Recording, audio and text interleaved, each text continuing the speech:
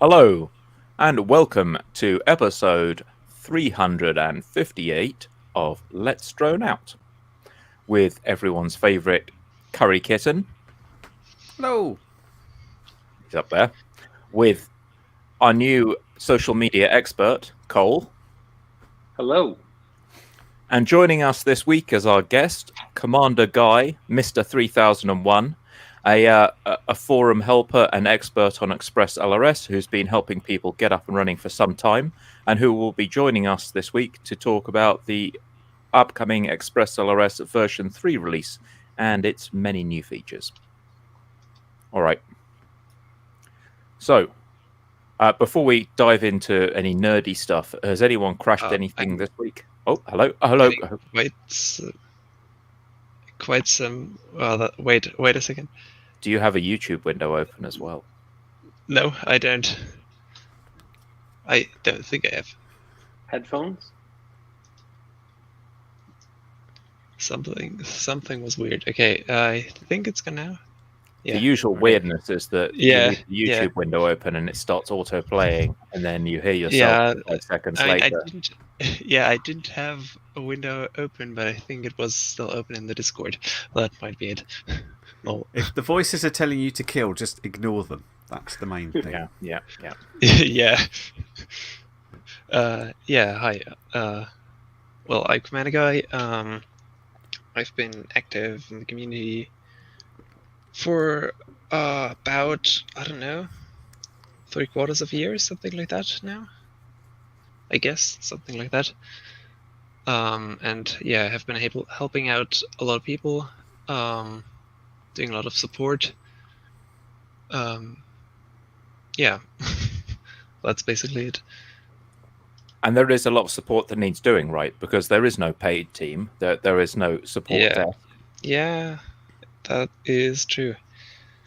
I mean, I'm glad. Like, the devs did a lot of good work, getting the configurator working pretty well, and well, the docs are meh, but currently worked on. So I'll hope they'll get better sooner. Yeah, actually, the focus of a Google summer of documentation this year instead of summer of code. Exactly. ExpressLRS is a candidate. Exactly. No one's going to buy that. And I have to say, summer of documentation. No, no one's going to go with that. Engineers don't do that. The help afforded on the Discord channel for ExpressLRS, I keep sending people there because it's so good and they can answer the questions way better than me. And it is a little bit scary when you get into it for the first time because it does look like you're just compiling something weird.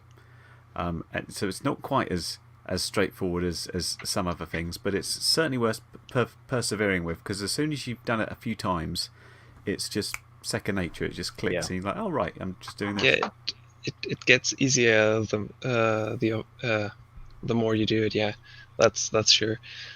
I mean, one thing that's pretty unfortunate is also that many people just don't find the official docs, and then don't know what to do, and then it's pretty intimidating having that weird configurator thingy, and you have to do something with it, and then it cries on you that it didn't work for no apparent reason. You press the button and you think you're going to upload firmware, and then you get like 3,000 lines of confusing printout that mean nothing to you. Yeah, exactly. Like you're suddenly on Mr. Robot or something, and you wonder what's going to happen. Yeah. So yeah, there are still a couple of things that aren't perfect, but yeah. So that configurator part, that's essentially the result of needing to compile the firmware targets, right? Which is both a blessing and a curse. Up until now, it's allowed for very rapid iteration, and people could make massive changes and add new features in. But going forward, I understand they're actually going to be uploading the firmware and having something a bit more like what Betaflight does with its unified targets, right? Yeah, it is already implemented in the release candidate, from what I know. It's basically a unified target system, quite like Betaflight has. That you just have a single firmware and no options or similar are compiled into the firmware. So, for example, what the firmware internally has to store is like on which pins on the controller is the RF chip located and stuff like that. Something the user has never has to care about, but which is really important for the software itself. And stuff like that has always been compiled into the firmware directly, and won't be from now on, but is rather a runtime option. So basically, think of it as a file where you have one line for every thing that you have to configure. So like, I don't know. Let me think of a good example. So up until now, the path phrase, for best example, thing, yeah, exactly. if you want to set a binding phrase, that actually got built into the firmware. Exactly. Right. Um, So you'd want to build in things like which pins are the RF chip connected, which pins is the UART that the MCU expects me to flash it on, and things like this that are kind of the same for almost all targets, but you might want to allow provision for, hey, this one's got an RGB LED, or hey, yeah, exactly, stuff like that. RGB LEDs. And then there's that's the exactly user the stuff like, kind of stuff here's my that- passphrase, or here's my telemetry ratio. So exactly, and that's, I mean, telemetry ratio is still an option that's sent by the transmitter, which is not based on the receiver. all right, yeah. But yeah, bind phrase is the best example of the unified targets, that you can just basically edit it right from the web UI on the receiver or transmitter. So you just let it go into Wi-Fi mode or put it in Wi-Fi mode from the Lua script, as you would also for updating on water and whatnot. And then you just connect to the web page and can change the passphrase there. Oh, that's cool. Which is quite useful and makes. So just a little trip through. Sorry, go ahead. Finish that bit, and I was Yeah. going to do a little rewind on the Wi-Fi part. It makes like. I mean, there's also, I was just about to say, making like sharing something way simpler, but well, that's even simpler with the loaning model, or the loaning feature that's also new in ELRS V3. So they've done an actual bump to share, right? You can select something you want to share with someone. You can actually hit your transmitter module to theirs or something like that. That was some novel thing. Yeah, that is a thing. Unfortunately, only with the what is it? Give me a second. It needs like an IMU in the TX, I guess. Yeah, exactly, and that's only Yeah. by the. I can't Some remember specific the name. model. If you've got a specific model of that TX, super expensive one. the Axis flying. Axis flying, yeah, right. Can't remember names sometimes. So if you're lucky enough to have a really expensive transmitter, then you can show off by bumping transmitters with other people who also bought the really expensive transmitter, and they can basically borrow your model and they'll get control of it for a flight. So basically, Yeah. we're encouraging people to do dry humping with their expensive transmitters.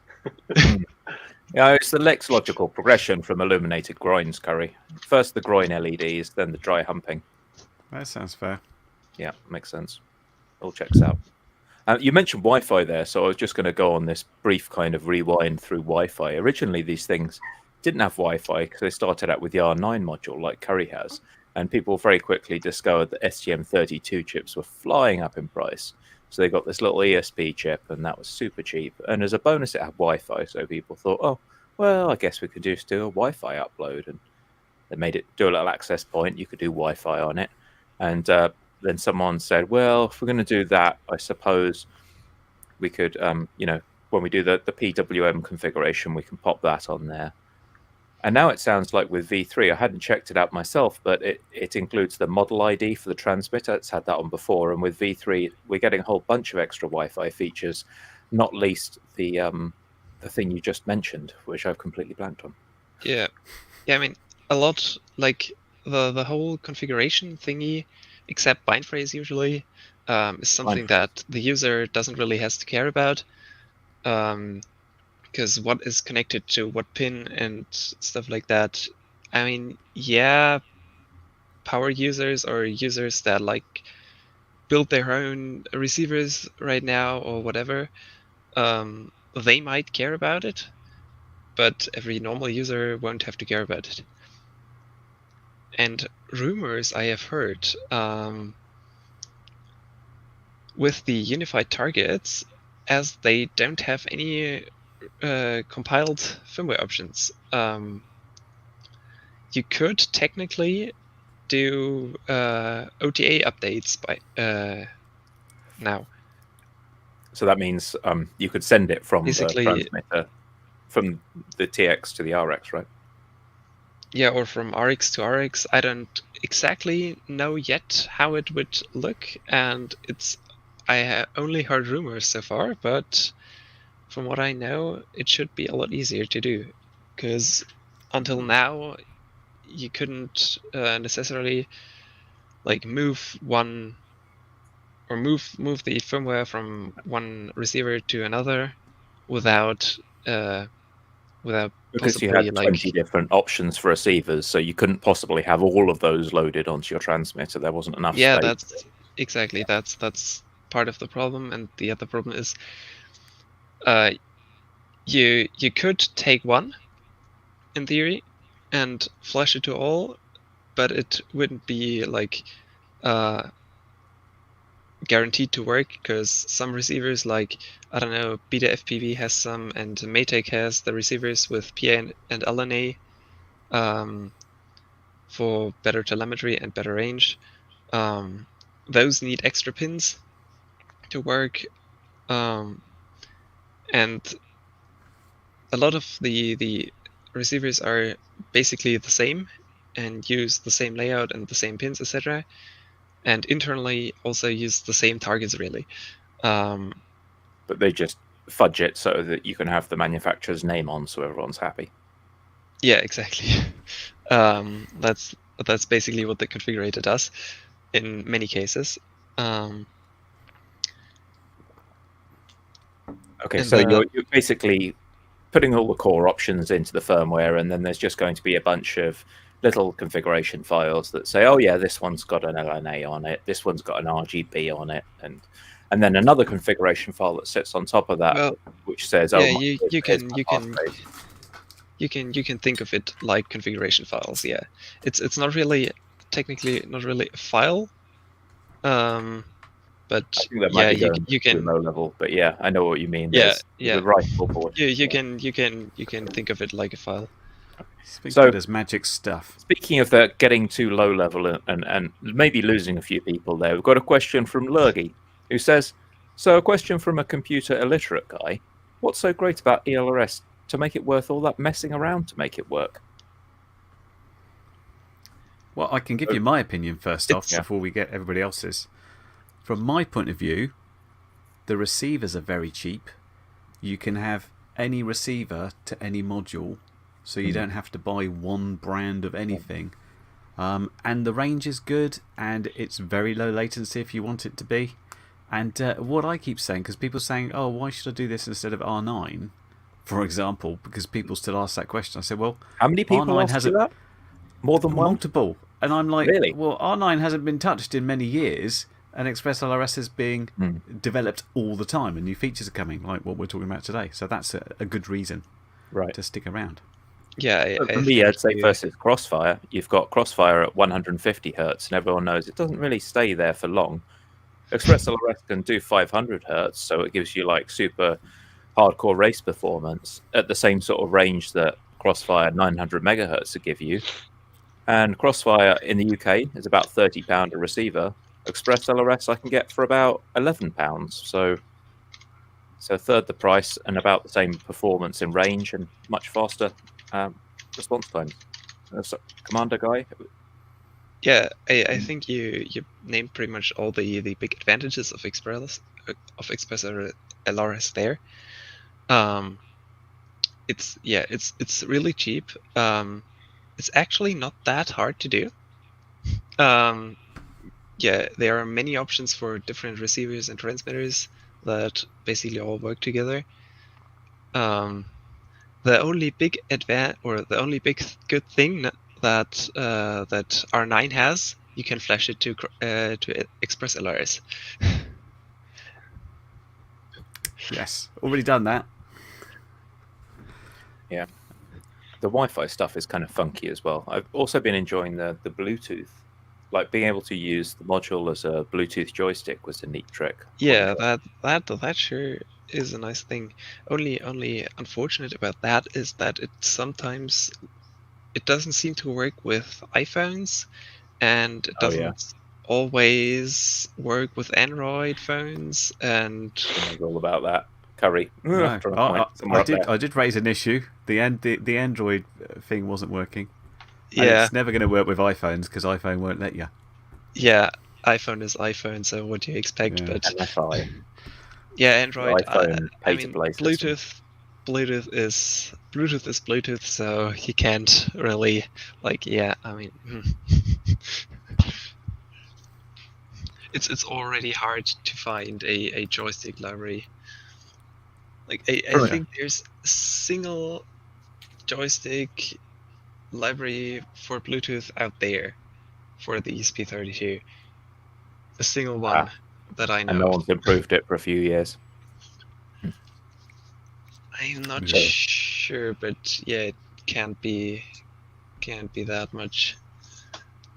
It was a little bit iffy. It worked in most games, but what I got really great results with was after I put this little gizmo together. If I can just get the lid off.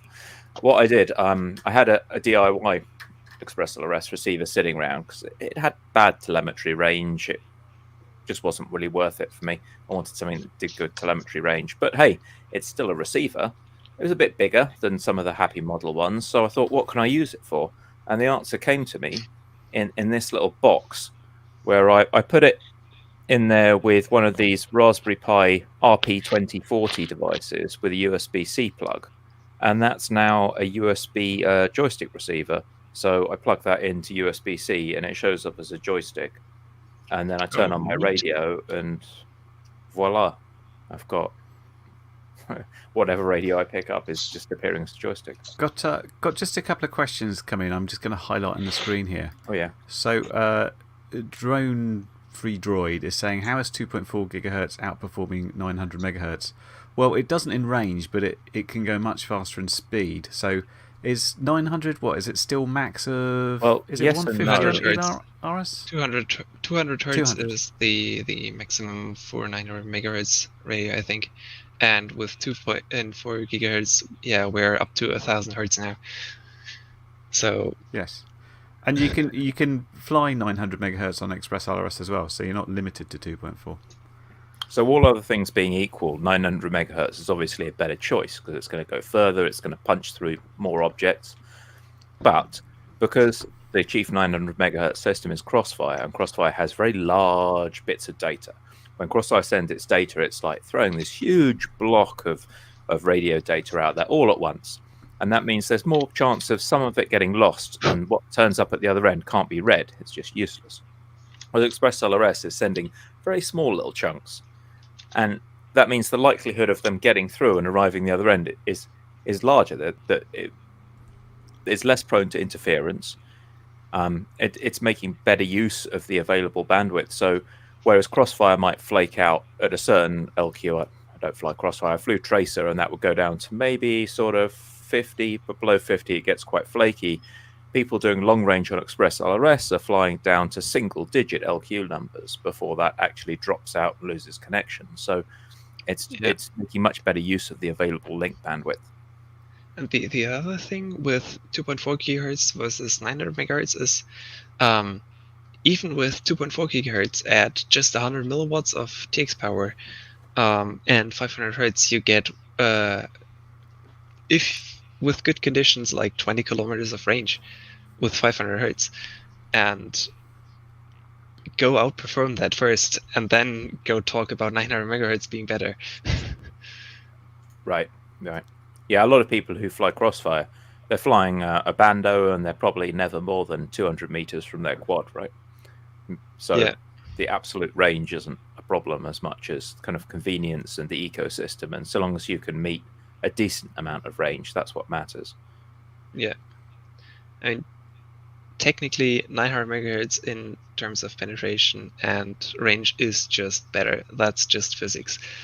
But the Or 868 disadvantage people or saying the for UK. advantages are pretty negligible, I think. And the other question we got there, and I think there's discussion going on about this, is Mavlink working over ELRS? Which is quite a No, it specific is question. No, it is There you not. Will it, I suppose, Unfortunately is the not. follow-up question for there. Is anything being developed there, or is that not on the radar at the moment?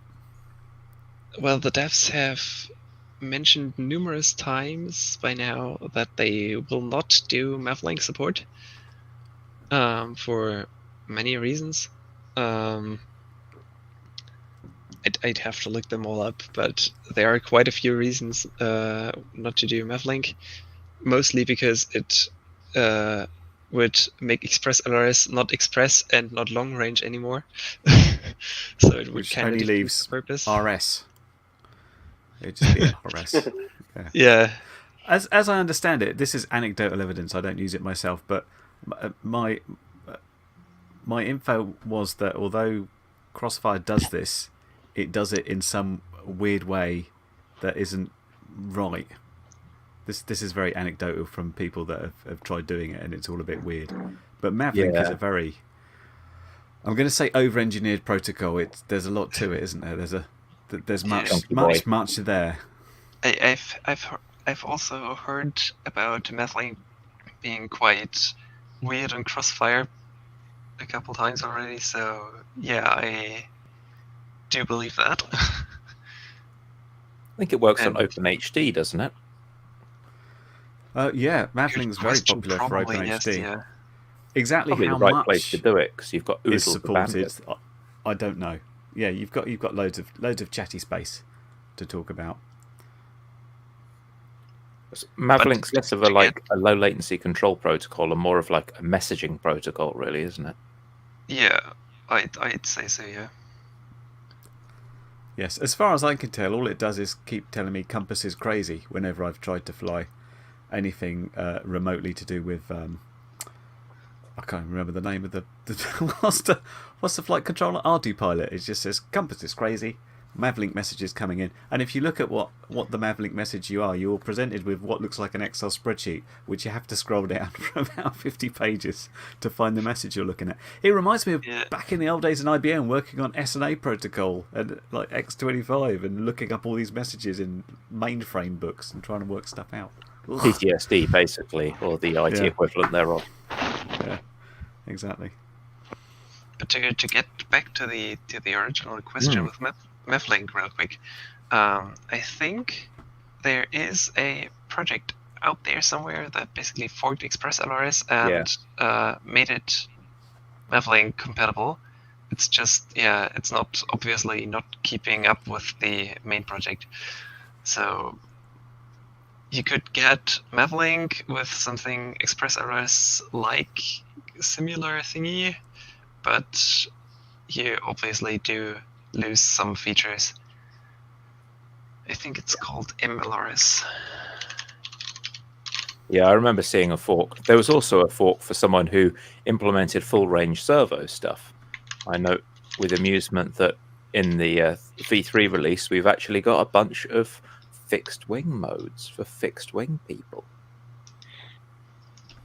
So it looks like you can, instead of doing 4 channels at up to 500 hertz, you can now do 4 channels at 1000 hertz with FLRC, because someone wanted to see how fast they could run the FLRC modem. You can also scale that back to a more sedate 333 hertz and get, I think, 8 channels at full blast 333, or you can scale it back a bit further and get like, is it 8 channels at 166 and another 8 channels at 100, or 16 I- channels, 100, something like this. Anyway, it can do up to 16 channels with 10-bit precision on Yeah. those channels. Yeah, we have all AOX channels in full res now as an option. So if you want to twiddle your flaps and get them just so, you find that you didn't 128 positions weren't enough, and you needed just to be able to fine tune those. And now you're able to. To be fair, flaps are normally 0, 50, 100, but things like pan-tilt was a real popular one that fixed-wing pilots were doing, where it's like, I don't like this jerkiness, especially if you like head tracking and stuff. You like No that one nice wants to do the smoothness. robot. No, Yeah. exactly. So I suppose we should ask what are the big features that you want people to know about in version 3? Because of course the release candidate is out. I think and people can try it. I think the biggest ones are definitely FLRC, and 1000 hertz. Obviously, you mentioned it already. Multiple or more than just the 4 standard full res channels. Deja Vu Diversity 8 is also a big one. If you've heard about that already. I don't think our audience would have heard. No, the proper diversity receivers. So like independent. Is it going to be like? That's slightly different to normal Oh, diversity. am I thinking of something else? Yeah. Commander, I mean, do you wanna... it's part of it. The deja vu element specifically, that's the real. So DVDA in general. So if I talk about DVDA, I mean Deja Vu Diversity 8. Is basically you use FLRC 1000 hertz mode in the background, and then you send every packet twice.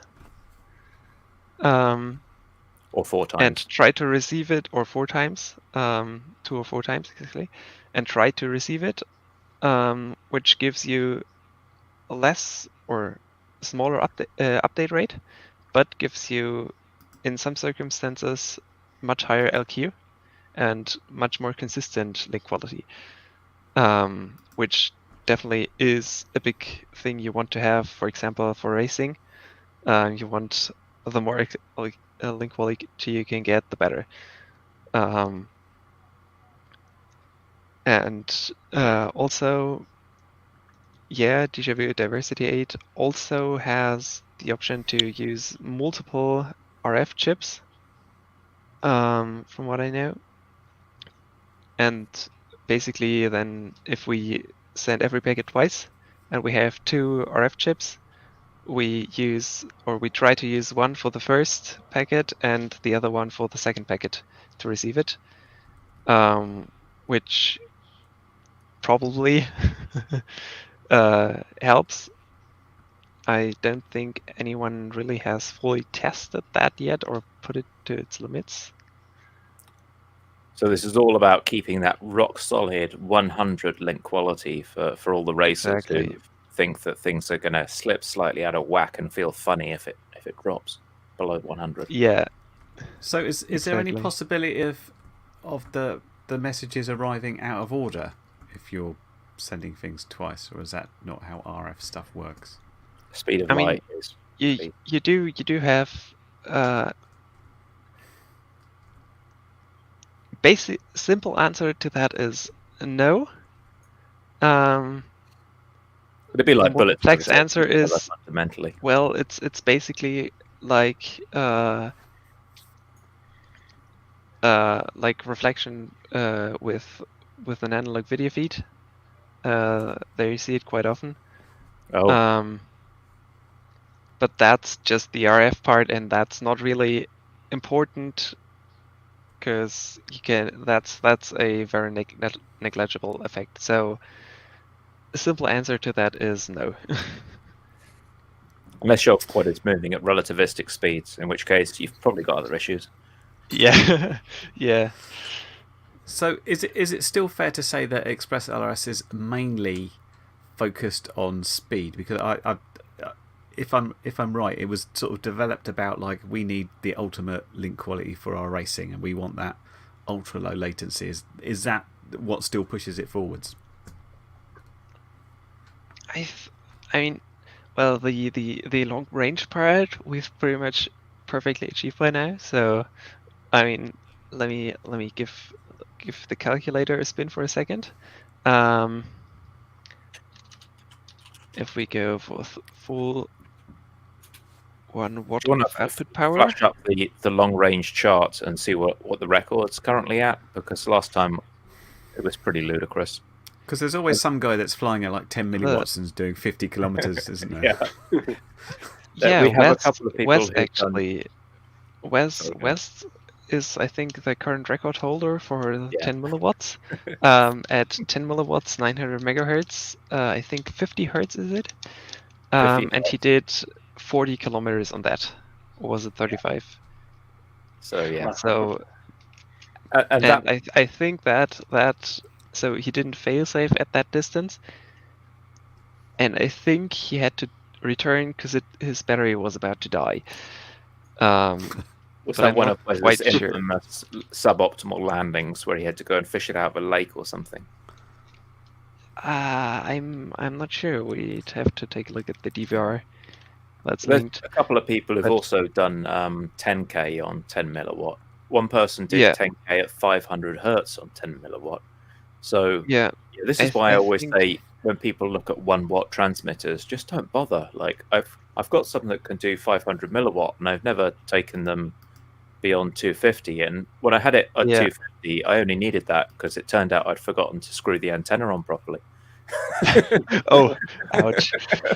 Well, I was flying across a field and back, and it turns out I had like an RP SMA and an SMA, and there was no pin. There's no- oh, yeah. whoops, yeah, wrong antenna. Took it off, put a pin in it. That's better. And now I only need Yeah. 50 milliwatt. Almost too forgiving. Yeah, I mean, Luckily, the hardware didn't burn out. usually people are like, yeah, I want to do long range, 5-10 kilometers, whatever, and I want to get a 1 watt transmitter. What for? Are you planning to be I mean, underwater in a submarine while you do this? yeah, that's basically it. Yeah. Thing is, like, 1 watt does have its advantages. For example, if you're, I don't know, in a big concrete building or whatnot,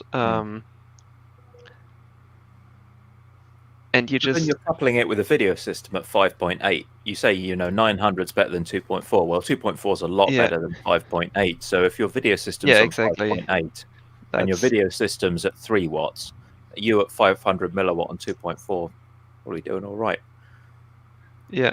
How many people are flying with more than a 1.5 watt system on their video? It's not many. Few. People do just become obsessed with this. I remember Beta FPV bringing out the 1 watt, and I was like, what's this for? And they're like, oh, people want it. But then again, Beta FPV didn't understand why people were flying at 500 hertz. They're like, why would you go above 150? I was like, it's what the racers do. So yeah, fingers not quite on the pulse over there at that company, but you know, which is often the case, because it's like, I mean, one thing we keep hearing about is when manufacturers don't talk to the devs in ExpressLRS and just do their own thing, and it's ExpressLRS guys sort of catch the flack for it and have to kind of code around the problems that other manufacturers are doing, because they haven't like given the hardware over and says, this is what we've done, is it okay? Yeah. Which it often isn't. I see My quite golden rule is just flash everything. Send a question. Which V3 mode gives you good range but gives a good link for flying through benders, etc.? I think it depends. You'll have to try it out yourself. You can just start. What I usually do when scouting out a place is I just stand or sit down wherever I'll be for flying, and then let a friend walk around with my quad everywhere where I'll be flying, and then see where I get a good link and how good my link is, and then based on that I decide on what I'm going to use, which has always worked out pretty well for me. I think What's your go-to mode for general purpose flying? Do you stick it on 500 hertz and leave it at that, or do you tweak it up and down. I personally for freestyle I just put it at 500 hertz, and leave it at that because it works, and it's well good enough. Obviously I have dynamic power enabled. That's one thing I would definitely recommend you to do. Should we just pause and double click on that a little bit? Dynamic power. So people might have seen that setting. What does it do exactly? Dynamic power basically, well, as the name says, it dynamically adjusts the transmitter output power based on link quality and RSSI. So if either link quality or RSSI get below a certain threshold, then it ups the power output power of the transmitter to get better link quality and better RSSI. Do we know what And the the threshold same- is approximately? If you were looking at The one or the other? threshold is weird in the code. it's a huge Average? construct of not quite nicely written code and weird edge cases, and But this is good, right? Because the thing that kicks other projects in the butt tends to be that the weird edge cases are only discovered after it's been released. yeah, but in that case it's edge case. Like, I think if you would actually like think about how you really want to do it, then you could crunch those, like, I don't know, 30 lines of code or something like that down to half of that and still have the exact same functionality. We look forward to your PR. Yeah, sure. let me just pull up the code. Oh, So okay. this GitHub brings is us to weird. something that another guy said, I think it was Captain Bry, who freely admitted the code wasn't great.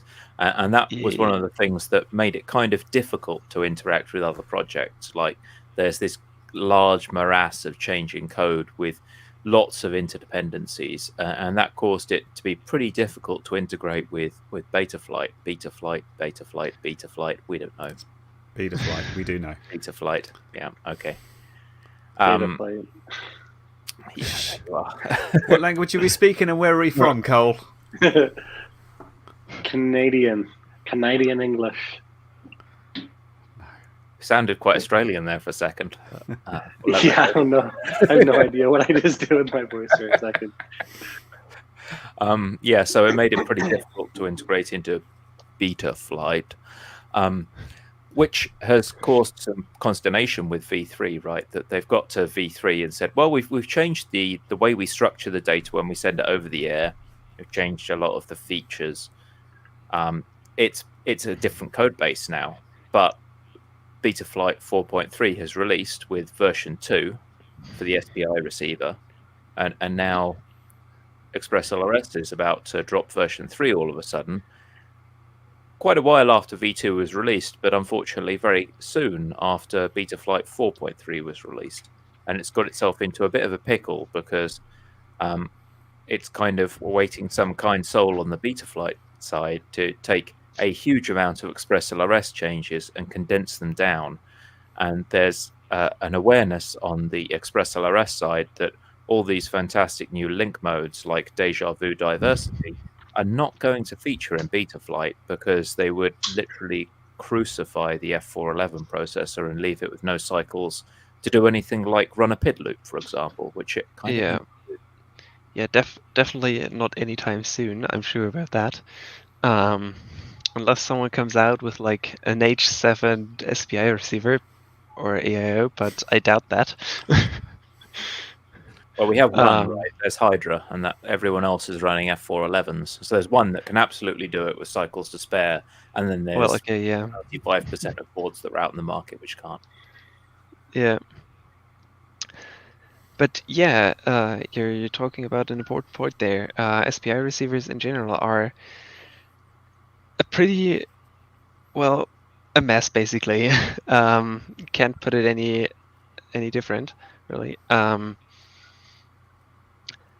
The problem is with SPI receivers, first you gotta have a Betaflight release for every change that ExpressLRS makes to the OTA protocol.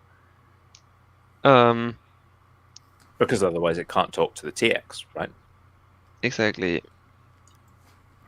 Or you can think of it like a language barrier, basically.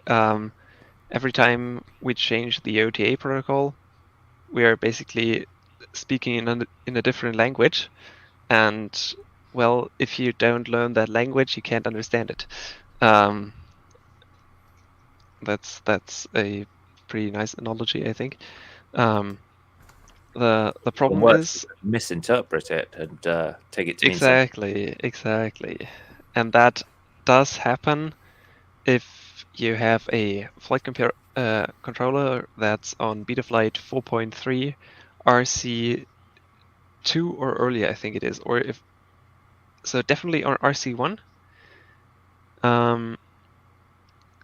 And I think pre-RC2, basically. I'm not 100% sure about.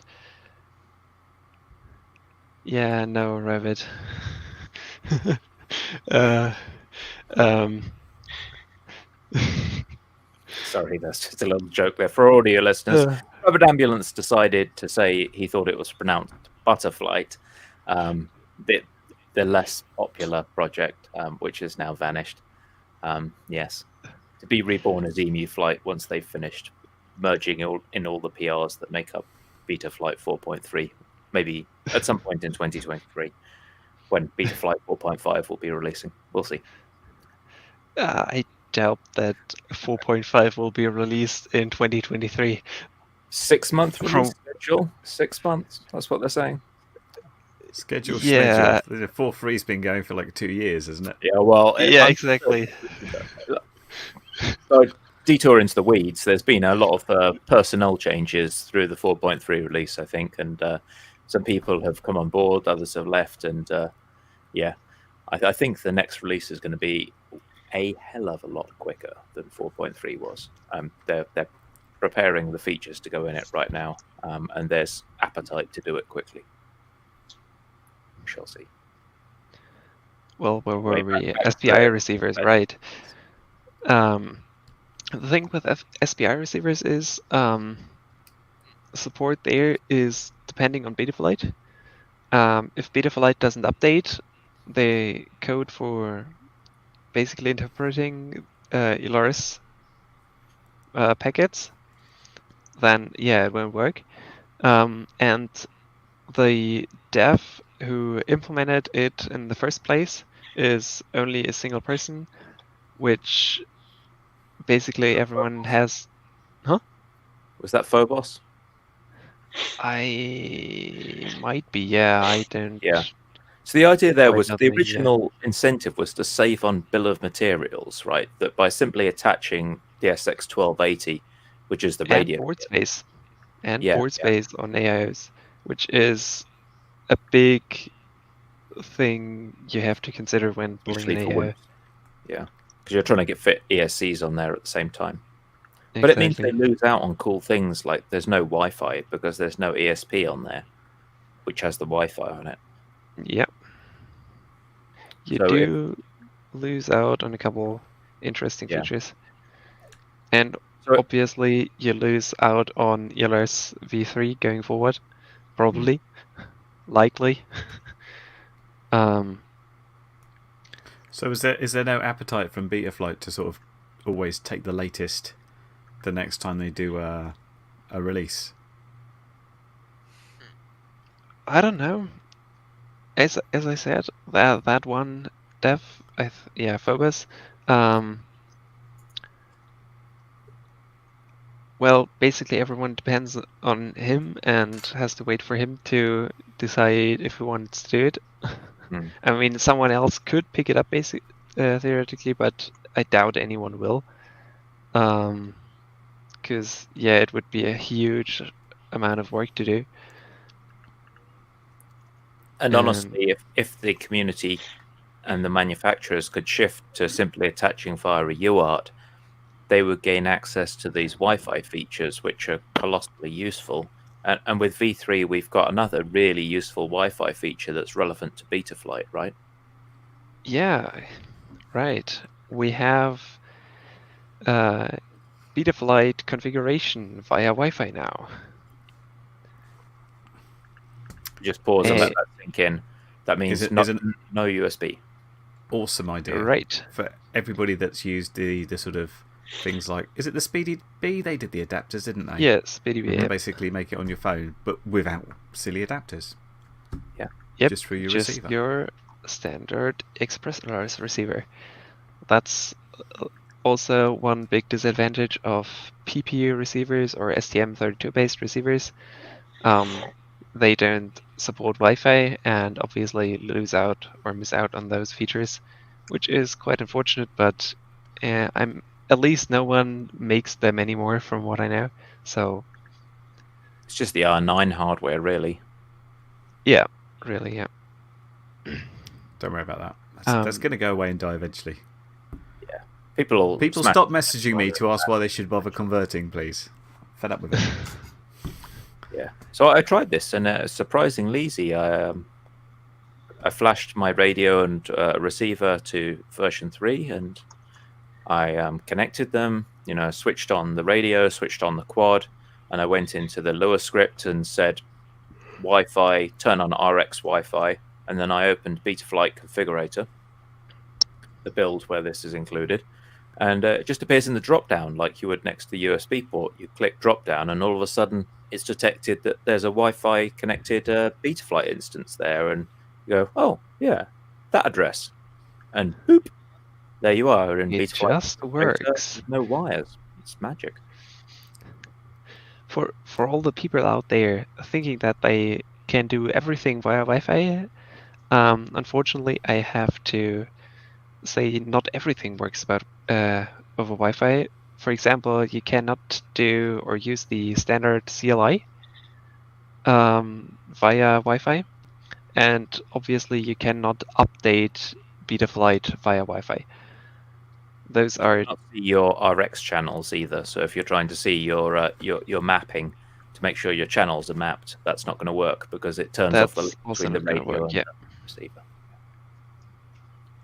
So yeah, it's kind of a shame that the things that would really benefit this are the tiny little whoops where you can never get a USB cable in without those awful 90-degree adapters that just bend and break because they've gone SPI, and that would be Yep. really cool just to be able to connect easily, wouldn't it?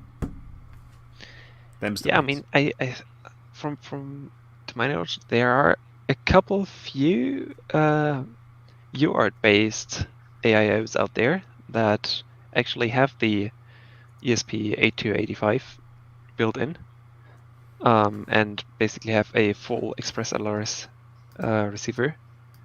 Rabbit Ambulance's favorite JHE MCU, of course, the GF405S, is a 1 to 2S board with UART connected.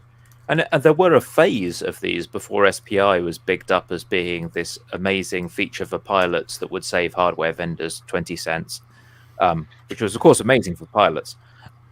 Yeah, it was. There were a rash of boards from Beta FPV and others that were connected via UART, but unfortunately, they were Yeah. superseded.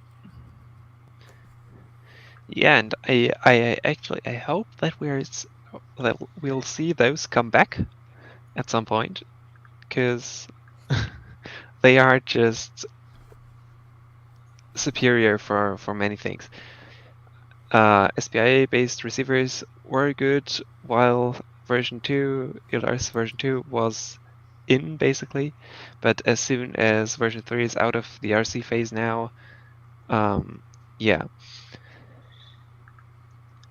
It's a ticking clock. You can expect some updates, and you'll probably be able to continue running 500 hertz mode on them, but they're not going to get the fancy modes. And like we said, trying to run 1,000 hertz updates on an F411 it's going to be problems. Yeah, that's an entirely different problem. Yeah. It's okay. If you fly anything like me, you can't tell the difference between like 150 and 500. So I don't think I'm going to be able to tell 1,000 from 500 somehow. Yeah. It's just like, yeah, my thumb moves, it does a wiggle. That's good enough. Yeah. Just talking to young teenagers with ninja-like reflexes, they're the market for that. It's all in their imagination. Money for They racing. can't tell. Give me a blind test. I want to see it. That would be interesting. Oh no, we did get was it Limon and Mr. Nice? They did a test a while ago, and they guessed it right 8 out of 10 times. But then Stinger Swarm and Bardwell did it, and they were no better than 50-50. So basically, old guys who don't race can't tell the difference. If you're a racer, maybe you can. Yeah, Old guy doesn't race. You're looking at him. I'm the target market for a slow. I mean, we know how long it takes to do a snap roll on the sticks. We're not looking at has the quad finished rotating. It's just muscle memory snap roll, isn't it? That's nothing more. Yeah, I need a new fork called Retired at LRS. I think that would be my sort of speed.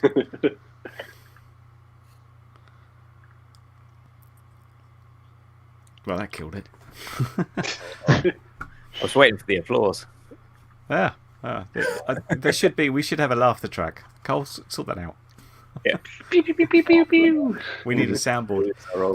So the question I was asking before we came on board, and I don't know if Commander Guy's been able to research it since, is about we've had these. This is going back to the fixed wing people with old types of aircraft. For fixed wing people, the fact you've got all these full range channel means if you're using iNav, you can just put the receiver into iNav. You've got all these full range channels. You're golden.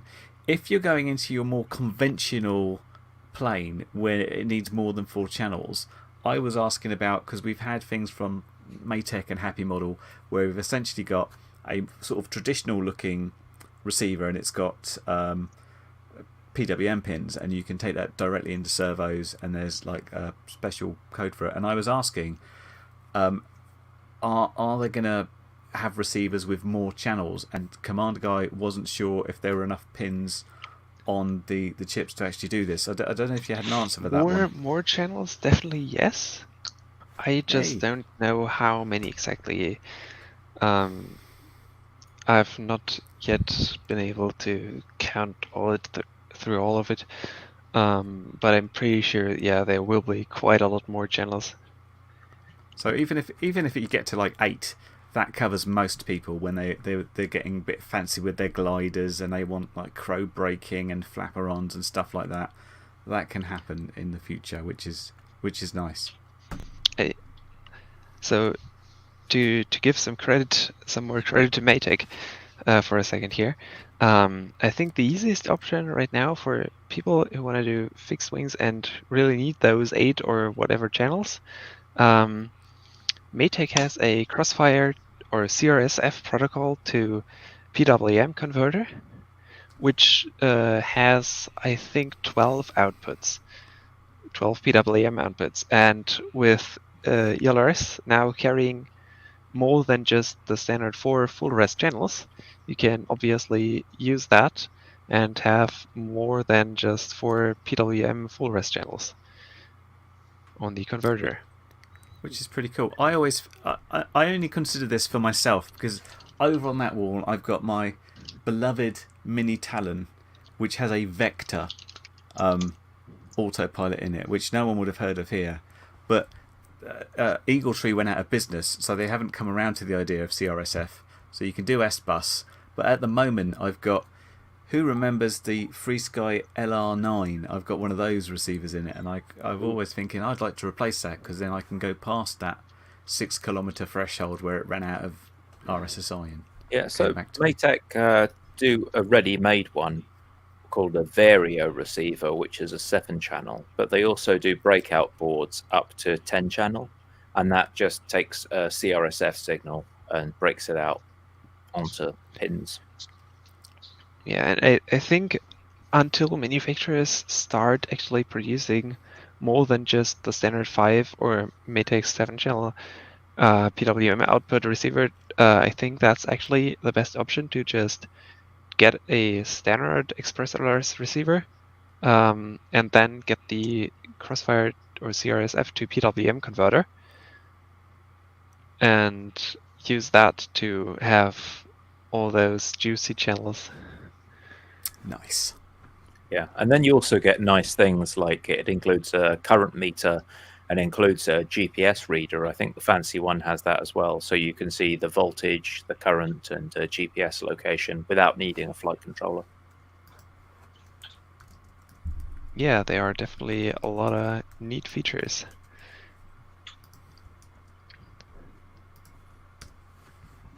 Okie dokie. So I feel like we've covered quite a few of the features there. I was going to talk a bit more about the community because I feel like where you've added a huge amount of value, and I should also mention maybe your partner in crime and the ever-present Deadbite as well, who has basically Yeah, kept it definitely. ticking. He doesn't sleep. He just answers questions. I do wonder if he's a robot. If he's not a robot, then he's taken some monastic vow to help ExpressLRS. It's incredible. Well, the big problem is that Deadbite actually does sleep from time to time. And that there are some dead times at some points when I'm not there and Deadbite also isn't there, and yeah, then support requests pile up in the support channel. So yeah, it would be great if we could get Follow the some sun more. model. Huh? We used to call in IT a follow the sun support model. So we need someone who's awake when you two are asleep, right? Yeah, You need exactly. some guy in England, and then some guy, I don't know, let's go to US and then Australia, and there's always going to be someone there. So But I it's suppose Asia and you're Europe.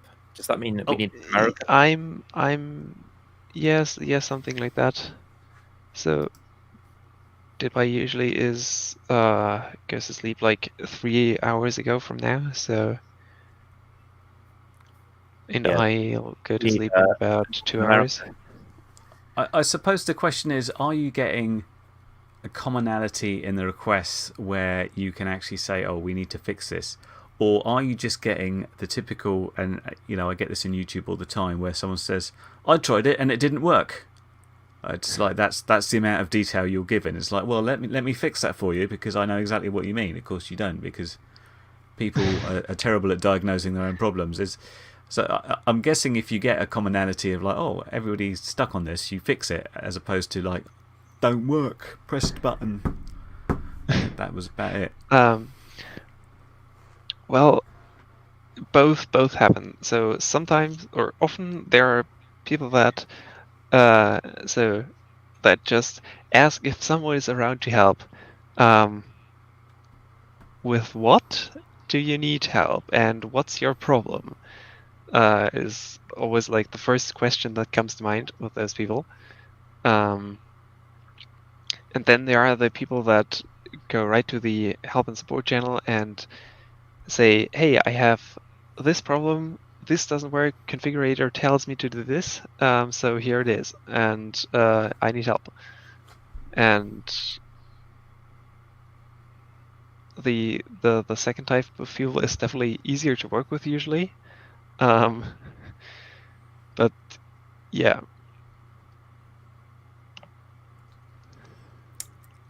It's a challenge. The worst is people who come in support channels and go, can I get any support here? And yes, you are in the help and support channel. Yeah, fortunately we don't have too many of those usually. Basically, it's not fun to work in support. Well, it's okay, depending on your user base. When I used to work in support professionally, the users that called me had to pass an exam to say they were up to this sort of specification so you could talk in the same language. When you've got all in sundry just asking any question you like, I can imagine that can get interesting. Though, so, I mean, I do have to admit, support is quite hard and sometimes a little annoying to do. But it is really rewarding. And it does have its own like I don't know how to describe it. I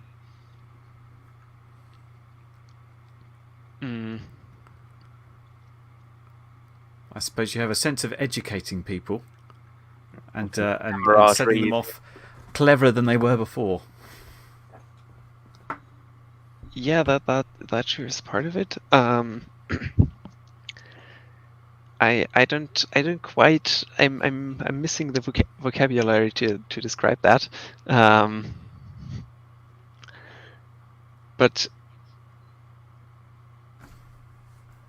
yeah, if you know how to do support and if you like know all the common problems and things like that, then it's actually not that hard to support people, because You're just you'll pulling come up down with notes from a library you've got. yeah, you kind of have like a list in the mind of things that usually are problems for or issue or the roots of some problem, and then you just check it if all the like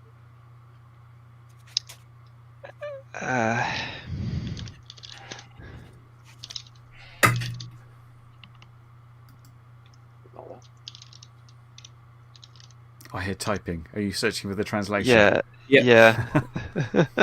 IT support is you end up a lot of pre-written fixes, and you're just like, oh yeah, these are the top 10 things that people break. You have an answer ready to go for each of them. Yeah, kind of. So a couple of things that like one of those sentences I pretty much perfected, I think, by now, is when people send an image of the red arrow box in the configurator, which tells them to send the arrow log above.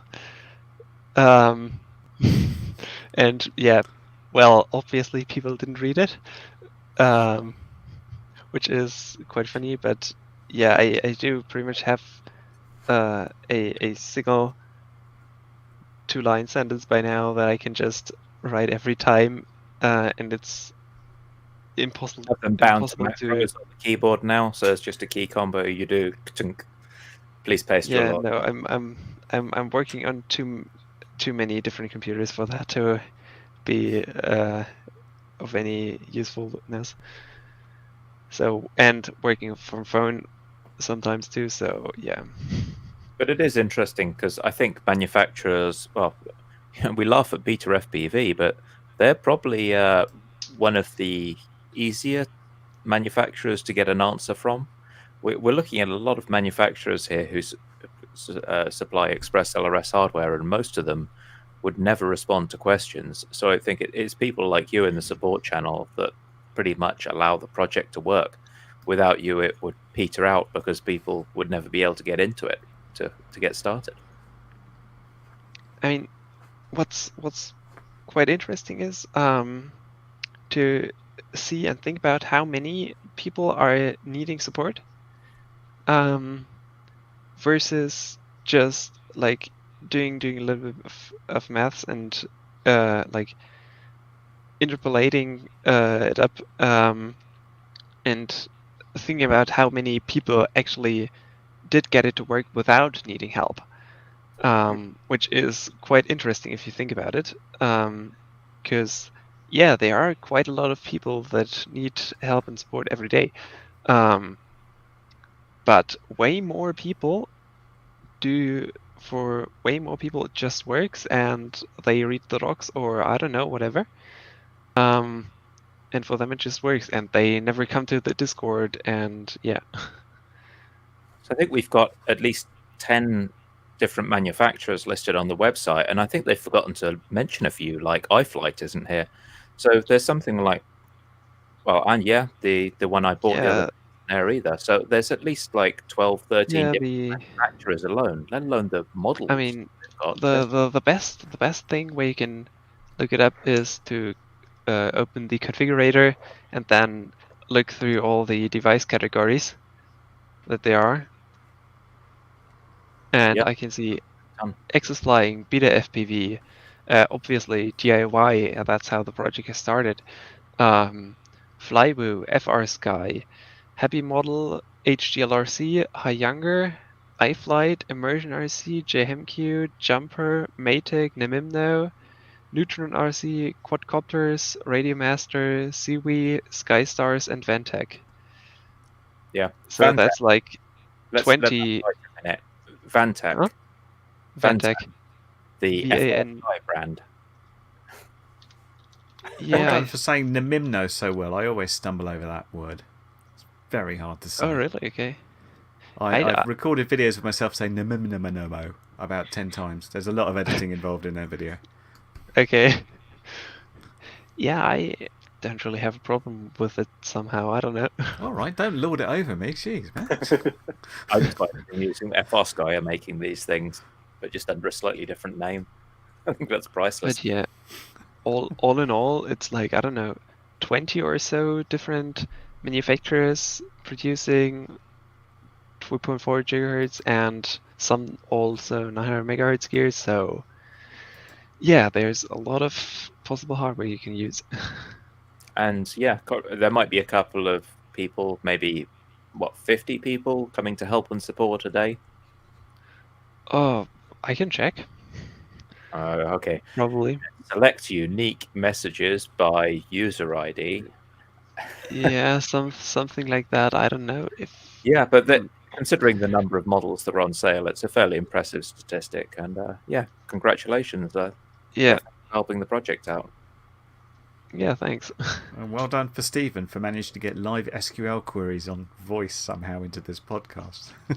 Yeah, made you happy there. It's getting geekier by the second, isn't it? Oh, dear. Yeah, unfortunately, it cannot use SQL queries in the Discord search menu. That doesn't quite work. Oh well. Oh, Well, we've been going for over an hour, so shall we wrap it up there, guys? Have we covered everything we wanted to cover?